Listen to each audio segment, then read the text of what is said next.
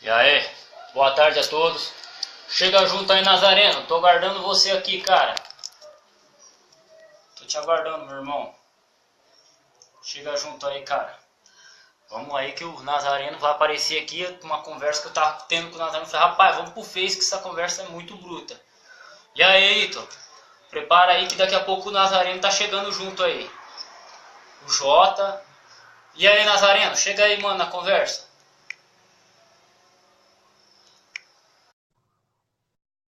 Vamos lá. Cadê o Ítalo? Ítalo assistindo. Adicionei o Jota. Beleza, Adolfo? E aí, Nazareno? Ô, como que eu faço? Tá me ouvindo? Como que eu faço? Tá me Como que eu ouvindo? faço? Tô te ouvindo. Como que eu faço para adicionar o Ítalo aqui no vídeo também? Ítalo tá assistindo. Cara, sinceramente eu não sei, mano. A não ser que você talvez aperte o mesmo aplicativo que você colocou aí, cara, porque essa parte aí de live não é comigo Não, não, fica mano. de boa. Ô, chega de lenga-lenga. Eu tava conversando com o Nazareno a questão da educação clássica. E ele falou que é um amante da educação clássica. O Nazareno, Wesley Nazareno aí, ele, ele é estudante de letras, né? Eu sou formado em teologia, estudo grego. Mas bora falar sobre educação. Rapaz, pode falar de onde você estava, Nazareno, sobre quando das gramáticas de latim que você tem aí. Então, o latim é uma língua importante, porque é a raiz da língua portuguesa. Não só da língua portuguesa, mas de outras línguas, como o francês, como o romeno, como o espanhol, né, o italiano. Então é importante você ter nas escolas o ensino dessa língua, do latim, do grego também. Então eu não sei o que passa na cabeça, né, desse pessoal, desses educadores, né, principalmente dessa elite, entre aspas, intelectual brasileira, que priva as pessoas de terem o verdadeiro conhecimento da sua própria língua.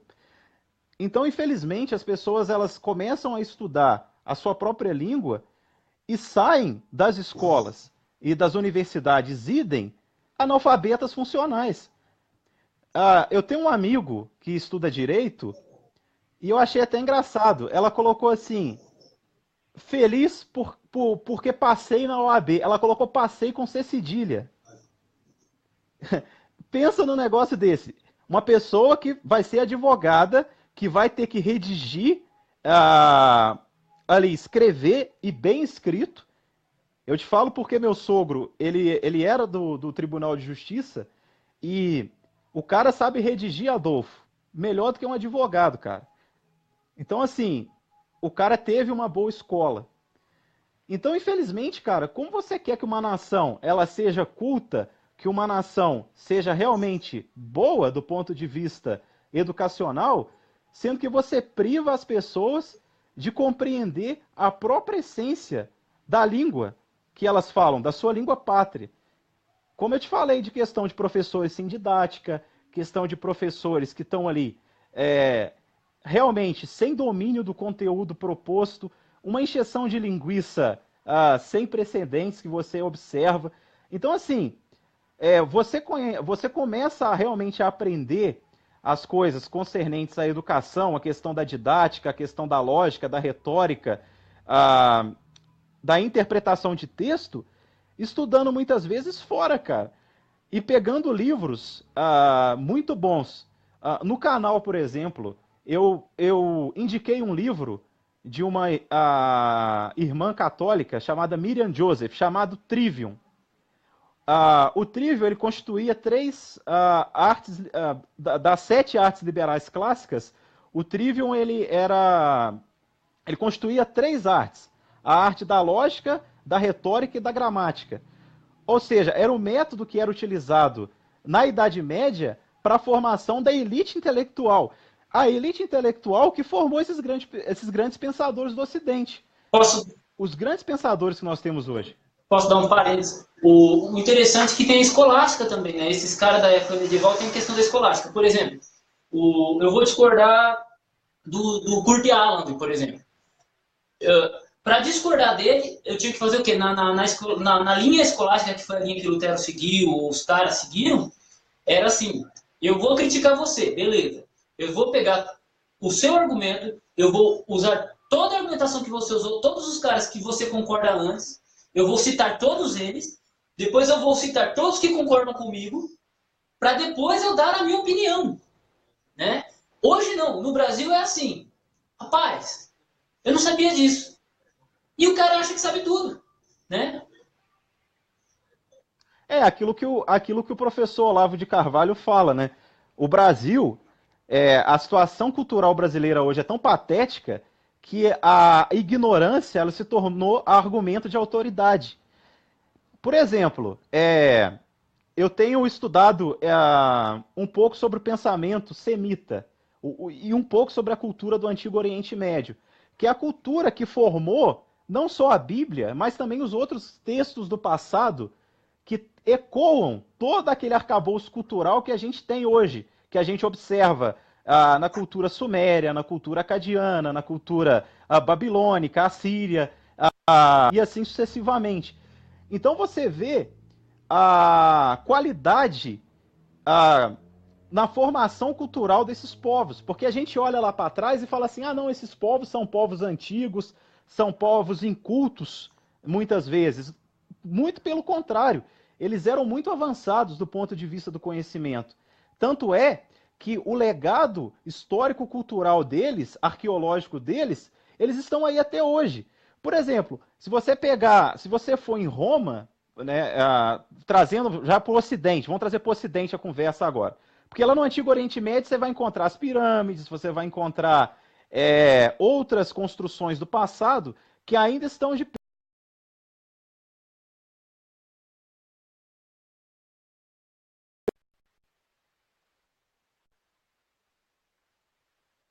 Que estão ali de pé até hoje. Do Coliseu. Você tem os aquedutos romanos que estão de pé até hoje. E os caras não conseguem, os caras estudam engenharia, não conseguem fazer uma ciclovia.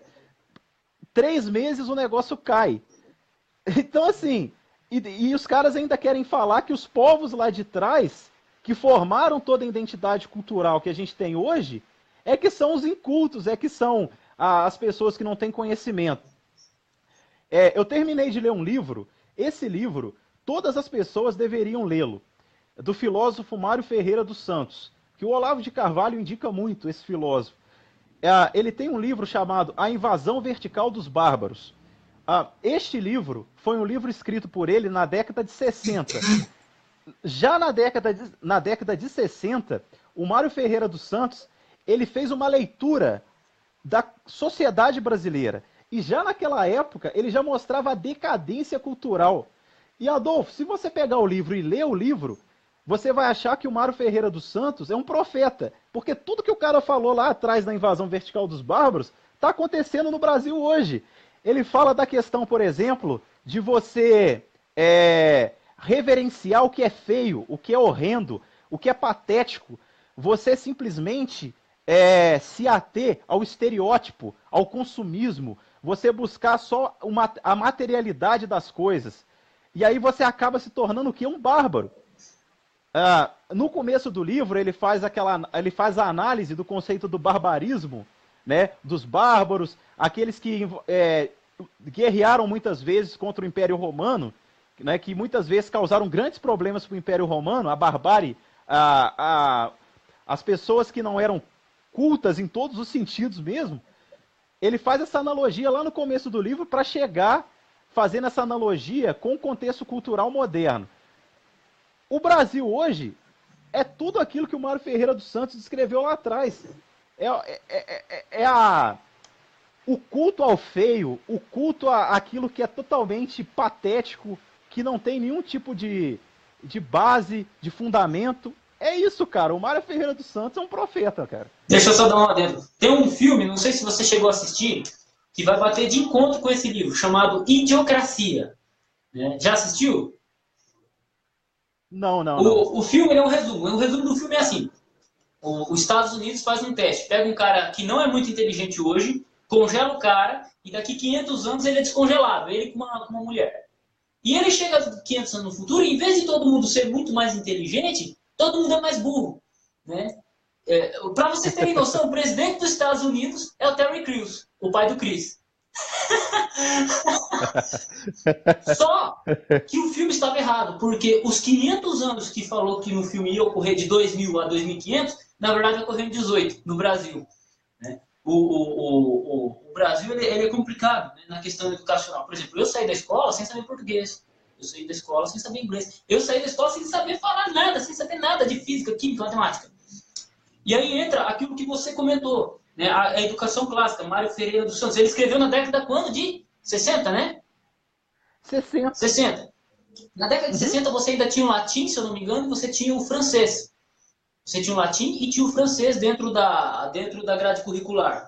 Né? O latim ele estrutura a língua, o conhecimento da língua, porque o português veio do latim. Então, quando você estuda o latim, facilita a compreensão do inglês, do francês, do espanhol, do italiano. Então, você tem as pessoas mais antigas falando certo, não é porque elas estudaram mais ou porque a educação era de qualidade. Não, é porque elas simplesmente estudaram latim. Simplesmente estudaram latim. E logo no final da década de 70, eu não sei bem, a minha esposa, quando ela chegou na escola, uns 2 anos antes, já tinham arrancado o francês. E aí isso judiou. Até o Ítalo está aqui assistindo, ele sabe disso. Eu falei lá no grupo de grego ontem, falei, gente, o pessoal hoje anda burro porque não estuda uma dessas duas línguas, grego e latim. Grego ou latim. Porque eu fui aprender um pouco melhor o português, eu fui compreender a minha língua, a língua que eu falo, quando eu comecei a estudar grego. Aí eu comecei a acertar. Minha esposa ela me puxa a orelha e fala, você fica errando o tempo verbal, por que você erra com concordância verbal? É um hábito. A gente está aprendendo ainda, né? E o hábito vem, obviamente, ninguém fala português 100% certo. Só que a minha compreensão da língua portuguesa melhorou quando eu comecei a estudar o grego. Simplesmente porque eu decidi estudar o grego. Então, até falei no grupo, falei, gente, a nossa missão, a minha missão aqui, a minha missão e do Ítalo, é fazer com que vocês melhorem e fortaleçam as suas igrejas. Né? E isso, tipo, abarca toda a educação, porque nós estamos preparando líderes. Né? E você vai ser um líder. Continua aí, cara. Continua a aula. Então, aí a questão do Mário Ferreira dos Santos. A decadência, Adolfo, em todos os aspectos, cara. No âmbito educacional, nas artes. Você pega hoje a dita classe artística brasileira, é patética. Adolfo, é uma vergonha. Por exemplo, eu estava comentando com um amigo meu, o Nelson, ele tem o apelido de Soró, um cara muito gente boa, aqui de Barbacena, que é uma cidade vizinha. Ele se formou recentemente em Ciências Sociais. Marxista na veia. A gente estava falando... Não, assim, até que ele é um cara meio moderado. Mas assim, eu estava falando para ele que eu estava ouvindo uma rádio de Nova York, onde só ali toca, nessa rádio só toca música clássica. O foco da rádio é música clássica.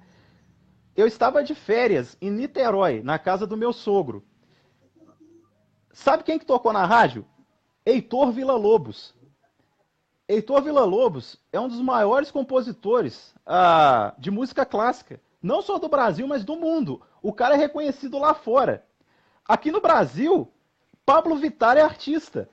O pessoal não sabe nem quem é Heitor Villa-Lobos. Isso é uma vergonha. Não, eu tava conversando com o haitiano e eu apresentei para ele a música Aquarela.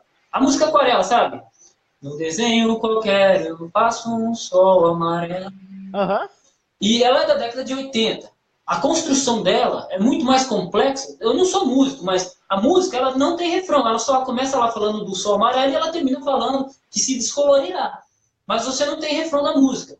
Hoje você pega as músicas, atualmente você pega as músicas brasileiras, seja gospel, qualquer uma, ela começa, do jeito que ela começa, ela termina. Só refrão, você não tem um corpo estruturado, filosófico. Por exemplo, vamos pegar aí Legião Urbana, Renato Russo, tá? O negócio aqui é cultural, gente. O Renato Russo, ele fez uma música chamada Farol de Caboclo. Ela não tem refrão, tem 9 minutos e 50 segundos, né? E tem lá Metal contra as Nuvens, 8 minutos de pancada, cara. E quase não tem refrão. Hoje, as músicas de hoje não. O cara, ele começa tocando lá um refrãozinho de nada e termina falando a mesma coisa, cara. É revoltante. Então, você vê o empobrecimento da música. Quanto mais da cultura. Né? Hoje, é complicado. Mas, continue aí. Então, eu recomendo esse livro, A Invasão Vertical dos Bárbaros. O Mário Ferreira dos Santos, ele também fala lá do culto à estética. Isso na década de 60, cara. O cara falando do culto à estética, onde as pessoas só se preocupam com a aparência, elas não se preocupam com o conteúdo, elas não se preocupam com o que elas são realmente como seres humanos, ou seja, não simplesmente uma massa, uma casca, mas o ser humano completo, ou seja, um ser humano que convive em sociedade, que tem experiência na sociedade, ou seja, ele não só acrescenta, como também ele recebe informação. Hoje a gente vive uma sociedade onde as pessoas se preocupam só com o estereótipo. Elas querem aparecer bonitas, saradas. Não que isso seja pecado. As pessoas elas podem ter uma boa aparência. Só que o que acontece?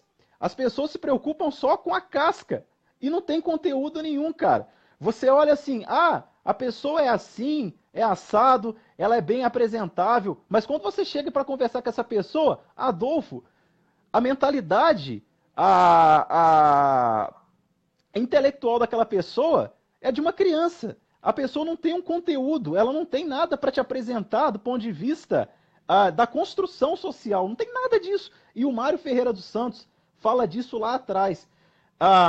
Eu muitas vezes sempre conversei com pessoas muito mais velhas do que eu. E as pessoas, elas sempre diziam para mim o seguinte, cara, você tem uma mentalidade de um cara de 40 anos. Isso não me assustava. Por quê? Porque as pessoas falam, sempre quando eu ia conversar com alguém mais novo, elas não tinham nada para me acrescentar. Ou seja, mais um ponto para o Mário Ferreira dos Santos lá atrás. Agora, a denúncia sobre a questão do Mário Ferreira dos Santos é a mesma que o professor Olavo de Carvalho faz. Qual seja, onde está o Mário Ferreira dos Santos hoje? Ele se encontra nos porões do ostracismo. Quem está ressuscitando a obra do Mário Ferreira dos Santos é o Olavo de Carvalho. O Olavo de Carvalho hoje, ele pode realmente tomar para si o título de o homem que, entre aspas, ressuscitou o Mário Ferreira dos Santos dentro da esfera intelectual brasileira. Porque o cara foi jogado na lata do lixo. Cara, como é que pode um pensador do porte do Mário Ferreira dos Santos, que escreveu dezenas de livros sobre diversas áreas do conhecimento, e ninguém conheceu o cara, ninguém ir numa biblioteca e encontrar uma obra dele numa escola pública, por exemplo. Então isso é uma vergonha, uma coisa dessas. A situação cultural brasileira é uma vergonha, é precária. E como você falou, Adolfo, eu concordo plenamente, o grande problema hoje é o seguinte, na antiguidade, o cara, quando ele ia falar alguma coisa, ele tinha um domínio muito grande do assunto que ele estava propondo argumentar. Hoje não, cara. Hoje as pessoas, você é pedreiro, cara, é uma profissão muito nobre. E você sabe que para construir uma casa, existe um processo muito grande para você trazer à baila uma casa. Você tem que começar lá embaixo para depois terminar tudo. No Brasil, eles fazem totalmente o contrário, eles começam a casa pelo teto. Então, assim, o que você vai esperar de uma nação dessa, cara? Não tem jeito, cara. Não, mas a gente consegue sim. Pode falar aí, cara, eu já tô cansei de falar. A gente consegue sim, devagarzinho a gente consegue. A gente consegue. É pessoas e pessoas. É construindo pessoas. Não, exatamente. Eu concordo contigo que a gente consegue. Eu acho que isso é possível. Só que o grande problema é o seguinte, cara. Reeducar a massa dentro dessa perspectiva que a gente está fazendo, isso vai demandar muito tempo. E o brasileiro, é o que eu sempre falo, né? É a cultura do imediatismo. É a cultura do macarrão instantâneo. Por exemplo, eu estou lendo um livro aqui, ó. O livro, teoricamente, não é grande. Mas eu gosto de pegar o livro e ler o livro todo para depois comentar sobre ele. Muitas vezes, o que o cara faz? Ele vai lá no Wikipedia, pega o resumo do livro, vai na internet e já virou erudito sobre o assunto. Então, assim, isso é em diversas áreas, não é só na área da teologia, é na área da filosofia, é na área, por exemplo, das ciências sociais, idem, entendeu? Então, assim, a situação é crítica. Eu acredito numa mudança, porque existem pessoas que hoje elas estão indo contra toda essa maré. do socioconstrutivismo, do multiculturalismo, né? De toda essa de todo esse veneno que foi inserido dentro do sistema educacional brasileiro, que apodreceu o sistema educacional brasileiro. Tanto é que o Brasil, nos índices educacionais internacionais, sempre se encontra nas últimas posições. E eu acho engraçado, não sei se você conheceu o professor Pierluigi Piazzi. Você já deve ter ouvido falar louco, dele. professor Pio, rapaz, quando eu vou dar aula de grego, eu mando os caras assistir 2 vídeos dele antes. Exatamente. Ele sempre dizia o seguinte: toda vez que ele acordava, ele agradecia a Deus por existir a Zâmbia, porque se não fosse a Zâmbia, o Brasil sempre ia ser o último. Então, assim, cara, é deprimente uma coisa dessas, cara. Não, fora que eu recebi um tempo atrás, eu vi uma reportagem dizendo que a Dilma ela tinha tirado 10 milhões da educação. 10 milhões. E o interessante é que a coisa que eles tentaram vender, a imagem que eles tentaram vender é de pátria educadora. Então você teve a Dilma lá em cima, no governo geral, arrancando toneladas de dinheiro da educação, e temos aqui no Paraná, em 2015, 2016, foi 2015, você teve o governador aqui descendo a lenha dos professores. E é do PSDB. Então você tem eles unidos para bater nos professores. Então, assim, é complicado. Ó, quer ver? Deixa eu pegar um livro aqui. A Ética Protestante e o Espírito do Capitalismo. Esse livro aqui eu li quando eu tinha 17 anos de idade, depois eu fui ler quando eu tinha 23. Eu já li umas 3 vezes essa obra aqui. Quando meu professor de Sociologia mencionou, eu li o livro, cheguei para ele e falei: professor, eu não entendi nada do livro. Ele olhou e falou: parabéns, você fez muito mais do que muito estudante de Sociologia. Eu falei: mas por quê? Rapaz, porque você leu o livro e falou que não entendeu. Os caras nem lêem e falam que entendeu. Complicado, cara, complicado. Entendeu? E isso, cara, você falou da música, né? A gente estava falando da música. Dentro das 7 artes liberais, você tem a música. Na Idade Média, a música era feita, Adolfo, totalmente construída dentro de uma lógica matemática. Ou seja, ela era totalmente métrica. E aí, por que a música clássica ela encanta até hoje? Porque ela era feita dentro de uma lógica programada, cara. Não é toda essa baboseira que a gente vê hoje. Como você falou, o cara vai... Eu toco violão, né? Eu já escrevi algumas músicas e tal. Tem até uma música minha que foi gravada por um pastor evangélico batista. Eu não canto muito bem, mas de vez em quando eu pego o violão e faço alguma coisa. Eu entendo um pouco de música, não muito, mas eu entendo um pouco de música. E aí quando eu vejo essa, entre aspas, elite cultural brasileira hoje fazendo sucesso, é uma piada. Porque você vê que a sensibilidade do povo em relação ao que é realmente o conceito de música é patético, cara. Como você falou, você tem uma música que fica 5 minutos repetitiva, fazendo sempre a mesma coisa, e ninguém consegue detectar que isso é simplesmente uma baboseira sonora. E pior, imbecilizante. E aí o cara pega ali um Jean Sibelius, que, por exemplo, que escreveu a Finlândia, que é uma das músicas mais brilhantes que um compositor já fez, o Jean Sibelius, que é um grande compositor. Os caras vão achar que o Jean Sibelius é uma brincadeira. Mas o cara é um dos maiores compositores de música de todos os tempos. Aí tem Jean Sibelius, cara. Ninguém sabe quem é Jean Sibelius, ninguém sabe quem é Heitor Villa-Lobos, ninguém sabe quem são os grandes nomes da música popular brasileira, que são esquecidos no ostracismo. Mas você tem Pablo Vittar, você tem a Anitta, que a mídia manipuladora transforma em grandes artistas. E que no fundo, não sabem o que estão fazendo. Mas o povo não tem essa sensibilidade para reconhecer o que é bom e o que não é. Aí mais um ponto para o Mário Ferreira dos Santos, que lá atrás já falou isso.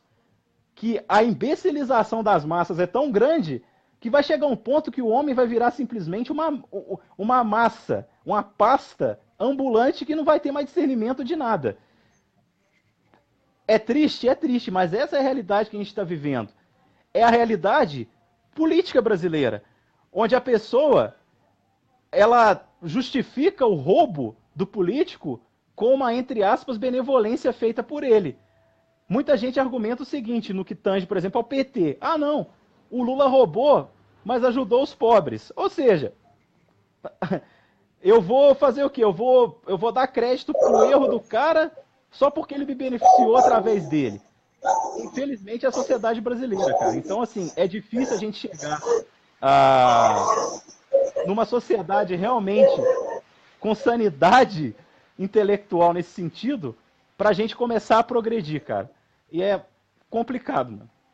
Na verdade, eu acredito que tem um pessoal jovem se levantando aí, cara. Eu conheço muita gente jovem que tem um futuro tremendo. Você conhece alguns deles, eles estão nos egregores, o Ítalo, o Jota, o Neiji, cara. O Neiji tem 17 anos de idade, já sabe hebraico, velho. O cara me ajuda nos textos hebraicos e tal, quando eu tenho uma dúvida, você também. Então, assim, existe uma gleba, uma juventude que está mudando de opinião. Porque, cara, não dá mais, velho. Ó, quando eu tinha 12 anos de idade, o que tocava era rap. Eu odiava rap. Eu odiava rap, mano. Eu odiava. Só que aí os caras me inventou um negócio chamado Restart. Aí, meu amigo. E depois do Restart... Aí acabou, não, né? não, aí depois do Restart, cara, inventaram a Anitta, inventaram isso que chamam de funk, que, cara, não é música. Inventaram esse troço e até chegar nos Estados Unidos. Eu tenho medo que o diabo tem preparado pra nós, cara. Porque falar pra você, meu, o negócio tá ficando feio. Complicado, né, Tá cara? ficando feio. Se você volta 20 anos atrás, você tem Cazuza, Renato Russo. Eu tô falando aqui os mais conhecidão, cara. Os mais conhecidão. Eu tô só pegando aquilo que eu conheço, aquilo que eu cantei na minha adolescência. Né? E você tem uma tremenda profundidade de pensamento, cara. Quem é que, escutando Teatro de Vampiros, não para analisar? Né? Cara, o negócio escrito 30 anos atrás faz sentido hoje. Né? Pais e filhos do Renato Russo, por exemplo. Então. Pode continuar. Agora hoje, você pega as músicas de hoje e nem vou comentar, vamos voltar para livro, porque senão vão rechaçar a gente aqui como intolerantes, cara. Já sou meio careca de nossa. Não, a gente. A extrema direita, né? Vai ser extrema direita, taxado de fascista e tudo mais, né? Não, mas é complicado, mano, é complicado. É muito difícil. E o grande problema também, você tá falando aí, você falou a questão das igrejas. O pessoal fala muito da teologia da libertação dentro da Igreja Católica, mas o pessoal esquece da teologia da missão integral dentro das igrejas evangélicas. E isso tem tomado forma volúpia dentro das igrejas evangélicas, sorrateiramente, e parece que estão fazendo vista grossa, porque você não vê pastor denunciando, um ou outro aí que está falando sobre o assunto. Os que estão na mídia não falam dessa realidade, ou seja, eles estão implantando essa visão socialista dentro das igrejas, com essa baboseira de missão integral, que é a versão protestante da teologia da libertação, que só você pegar a situação por exemplo, da CNBB aqui no Brasil, que você vê a realidade da Igreja Católica hoje. Tem até um rapaz que está detonando com eles, que é o Bernardo Kister, não sei se você tem visto, ele tem denunciado tudo o que está acontecendo dentro, por exemplo, da CNBB. Os caras detonaram com a doutrina católica. E ele tem feito essa denúncia e tem feito, cara... É um cara de Londrina, né? Uma bagunça, viu? Isso, é um gordinho de Londrina. Londrina. O canal dele, eu acompanhei um pouquinho. Isso. Ele tá fazendo o trabalho lá, cara, dentro da Igreja Católica. Agora, muita gente aí que tem realmente status, que aparece na mídia, não denuncia. Toda essa corja aí que tá propagando a teologia da missão integral dentro das igrejas, que é a mesma lorota da teologia da missão da teologia da libertação. É marxismo. o marxismo dentro da teologia da igreja e o pessoal. Ah, Porque a massa, você não vai culpar a massa. Ela tá ali só para aprender, ela é cativa da audiência. Mas o cara que tá ali, que diz que é o pastor ou o cara que tá ali ensinando, muitas vezes ele tá manipulando aquele povo ali para um propósito político maior. Né? E isso é grave e tem que ser denunciado, cara. E tem gente grande aí, né, que tá dentro desse pacote aí, que tem status, que escreve, por exemplo, em blogs, por exemplo, que outras pessoas aí de PSOL escrevem e ninguém fala nada, né? Tá todo mundo caladinho. Então, a mesma assim, coisa ocorreu na igreja é adventista. complicado, mano. A Paula Marisa, ela se tornou adventista, ela se bateu na igreja. Ela é uma batalhadora contra o marxismo cultural, contra tudo isso, todo esse questionamento que a gente anda comentando, né? E ela começou a assistir a Novo Tempo, ela começou a perceber algumas coisas, meio que feministas, algumas coisas marxistas e tal, dentro da igreja. Ela bateu de frente. Como ela não tinha como ela não estava ainda preparada, alicerçada, ela falou: olha, eu combato isso. A minha missão aqui é combater isso. E isso está sendo pregado dentro da igreja Adventista sétimo dia. Pá. Já vai ter muita adventista, já vou perder muito amigo adventista que está falando isso, né? E hoje ela saiu da igreja. Por quê? Porque exatamente isso que você está falando, a questão da teologia da libertação, ela está tão enraizada. Por exemplo, eu ouço muito a Rádio Novo Tempo. Né? Hoje é que para falar de Bolsonaro, eles falam Bolsonaro. Sabe assim? Bolsonaro. Mas, até uns 4, 5 meses atrás, meu irmão, para falar Bolsonaro era... Bolsonaro. Tem o Bolsonaro, sabe? Comentava de Ciro Gomes, comentava dos outros, de todo mundo, mas de Bolsonaro existe um silêncio total. Né? É claro, a Igreja Adventista ela sempre se mantém neutra na questão política. Só que como o marxismo cultural está tão enraizado na sociedade, isso afeta diametralmente a igreja. Né? Eu já vi muita gente falando assim, a minha igreja aqui só está se reformando porque a Dilma era presidente. Para você ver, né? Entendeu? Então, essa Como é questão do complicado. Gramsci, né? Antônio Gramsci. Antônio Gramsci. Gramsci. Existe um livro, se eu não me engano, do general Avelar Coutinho, que ele fala muito bem sobre isso, cara. Sobre a Revolução de Gramsci. E ele mostra, ele analisa as cartas do cárcere dele e mostra que todo o aparato que o Gramsci produziu ali, que está dentro hoje da ideologia de esquerda dentro do Brasil, e ela parece ser aquela coisa boazinha, que não é tão radical, que não é tão bolivariana ou stalinista, leninista como a gente vê, mas sorrateiramente é a mesma coisa. E está disseminada e destruindo tudo. O que a gente vê hoje, por exemplo, nessa elite intelectual brasileira, principalmente na classe acadêmica, é Gramsci puro. É Gramsci puro que está sendo ensinado e disseminado ali. Só que as pessoas, muitas vezes, elas não têm, muitas vezes, o desejo de procurar se aprofundar mais sobre essas coisas. Então elas acabam o quê? Sendo tragadas por todo esse sistema. E é sorrateiro, cara. Quando a pessoa assusta, ela já foi pega naquilo ali, já está defendendo aquilo. E é complicado, cara. Entendo. É complicado, cara. É complicado. E é triste, né? Quem que é? O Diego? Eu não sei. É o Diego que tá me ligando, eu acho. Quer ver? É o Diego me ligando. Eu tinha marcado de fazer uma live com o Diego, meu diretor, né? Mas Tá de boa, se você quiser terminar, porque minha bateria também tá acabando aqui. tá acabando? Ô, Nazareno, cara, é sempre um prazer conversar contigo, rapaz. Cara, mas a educação Beleza, tem cara. jeito sim. Essa questão do redemoinho, a gente é pego no redemoinho, mas às vezes tem uma varetinha que a gente pode se apoiar ali, Deus envia. E essa geração, eu acredito que essa geração vai mudar.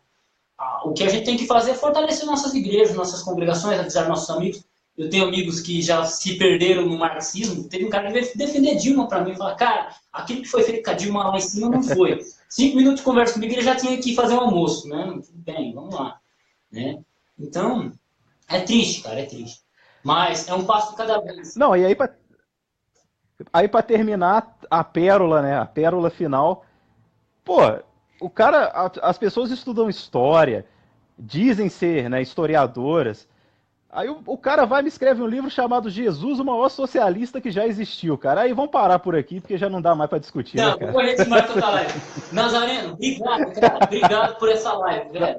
Valeu, velho. Até mais. Falou, mano. Fica com Deus, meu Até irmão. mais. Com Deus, mano.